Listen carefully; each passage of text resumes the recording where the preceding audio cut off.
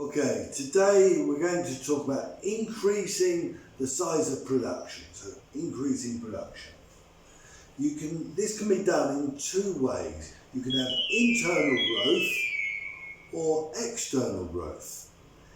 Internal growth is when we grow the resources inside the company.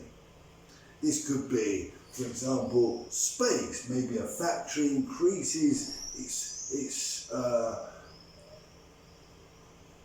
space to produce, or maybe an office adds another office. Here we can see an extension being built in which you can do more production, or you can increase the labour, the people that are working, or maybe the equipment. In this way, the production will increase.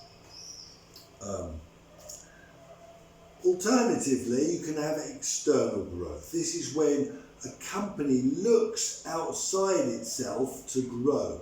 And this could be done through integrating with other companies. Integration could be through a takeover. We talked a bit about takeovers when we talked about shares. If you buy 51% of another company's shares, you control the company. So you can create one operation. That's called a takeover. Alternatively, there's a merger. This is when two companies, usually in the same market, come together to form one company. Fiat did this with Chrysler. They did it by agreement. Merger is done by agreement, whereas a takeover is normally not agreed to, sometimes called hostile takeover. But with Fiat, they talked to Chrysler and they found if they came together, there would be advantages, and they created a much larger company than the individual ones. So this is a way of increasing the scale of production for a company. And external growth can be done in three different ways. You can have integration, which is horizontal, which is what Fiat did. That's when the stages of production are the same level. So Fiat is a manufacturer, also Chrysler. So they came together, and that's horizontal. This creates economies of scale, which are savings, because when you do things in a bigger way, you create savings. I'll talk about that a bit later. Vertical integration is when you integrate with your supplier or your customer. So for example, Fiat, if Fiat integrated with its supplier of steel, if it came together with its supplier of steel, this would be a vertical backward integration. A vertical forward integration would be if Fiat integrated with its customer, with its retailers.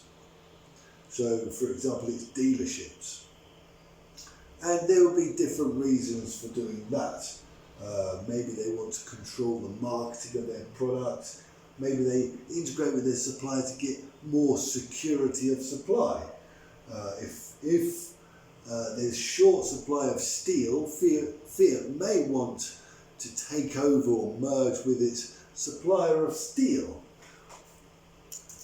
The third way of integrating is lateral integration. This is when you have the same stages of production, but you produce two completely different products. So if Fiat produces cars and it integrates with a company that's producing bicycles or motorbikes, this would be lateral integration, because they will be coming together, but they are completely different products. They're the same level of production, but it's different products. Okay, why do we want to increase the scale of production? Well, there's enormous advantages that large companies have with being more competitive, because they have economies of scale. Internal economies of scale basically are when you get bigger and then you can save money. economies means saving. Of scale means because you're getting bigger, you're making savings. This is because of the average cost. We talked about revenue before, and what is the average cost and what is a fixed cost. Now think about the fixed cost. Remember, a fixed cost always stays the same. It doesn't matter if you produce 1 or 1 million, it always stays the same.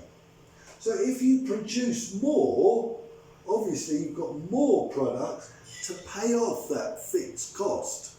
So the fixed cost is spread over more products, bringing down the average cost per product. Okay, we'll probably have to clear that, make it much clearer in the lesson, but that's the theory. Now, economists have identified different economies of scale.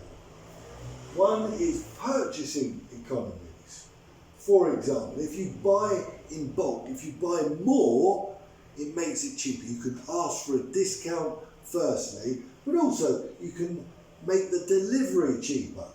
Just think, if you've got only 2/3 of a lorry full, you still have to pay the fixed cost of the wage of the driver. If it's all full, that fixed cost is spread over many more products, bringing down the average cost of each product. Another marketing economy, another economy of scale is marketing economies. Here, the advertising is fixed cost. For example, Coca-Cola must pay for this the same number, the same price. It doesn't matter if they sell and make millions or just hundreds of cans of cola.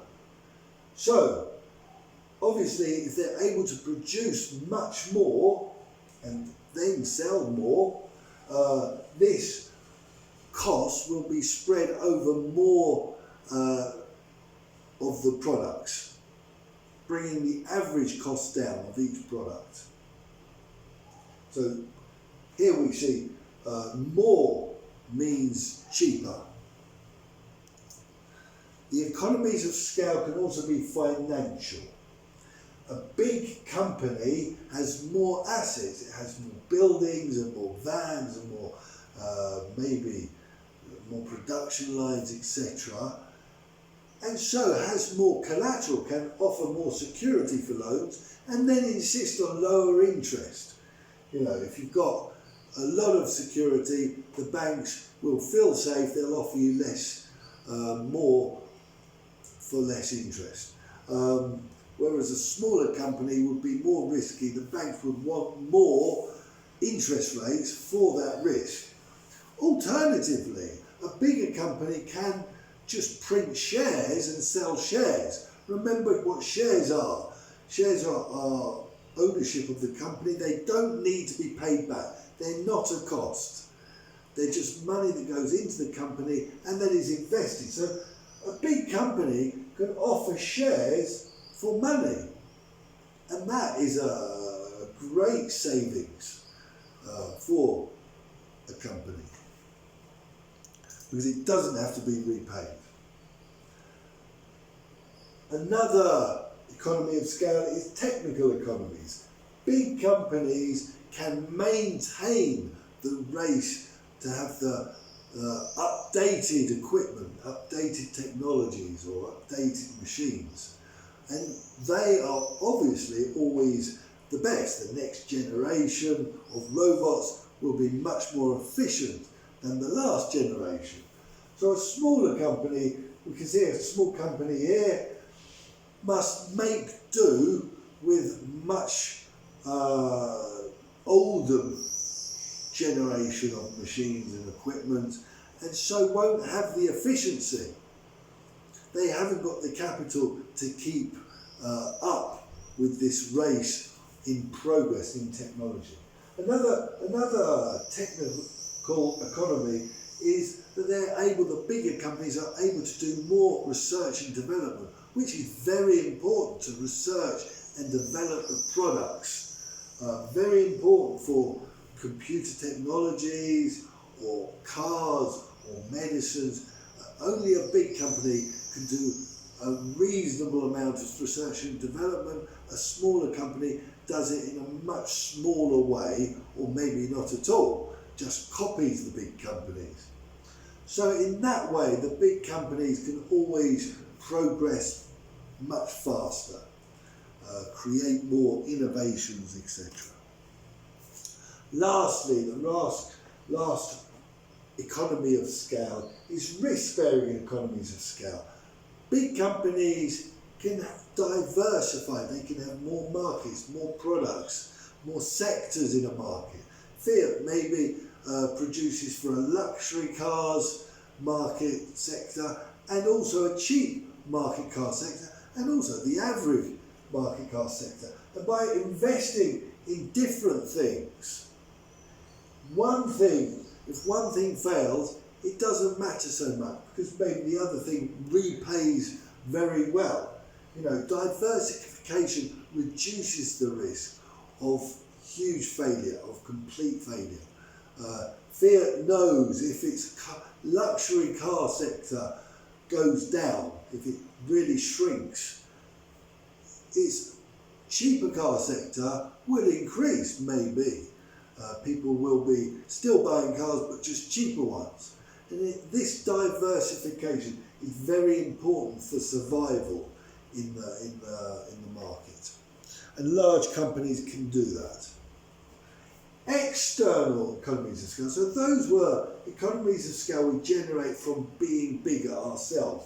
External economies of scale are generated by being part of an area of companies. For example, Silicon Valley is full of technological companies. Google, YouTube, Apple, all these technological companies have emerged from Silicon Valley. And because they're all there, all the programs, all the very high specialised people go there knowing they'll find work. And that's an advantage for a large company. It means they'll always have access to skilled workforce. If a large company is very outside, maybe it finds it difficult in the local area with the locals to find someone that's a brilliant programmer, someone like, I don't know, Bill Gates or someone.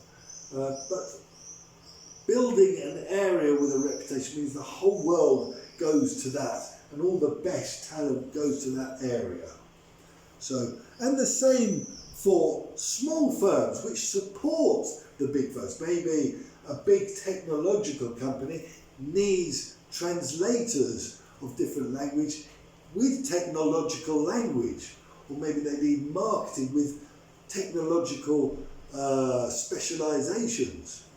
And the small companies will emerge in that area to help support those big companies. On their own, they wouldn't get this advantage, the large companies. If they're all dotted around America, there wouldn't be this advantage.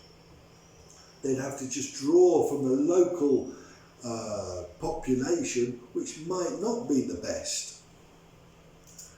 Another external economy of scale is the road building and infrastructure, general infrastructure. A local government and the government know that if an area is full of companies bringing in lots of wealth, they need the infrastructure, they need to be connected, good connections, motorways and airports are needed. And that will happen. They'll have shared infrastructure by being together.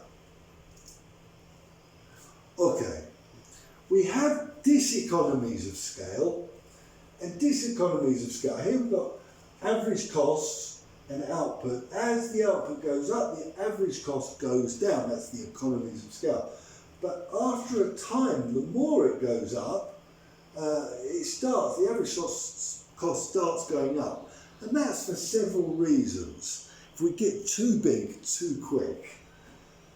For example, management diseconomy. This means that the management lose a sense of what's happening in the company and make bad decisions. It gets too big. They don't know the people, the mood of the workers, what their limits are, how they do things informally.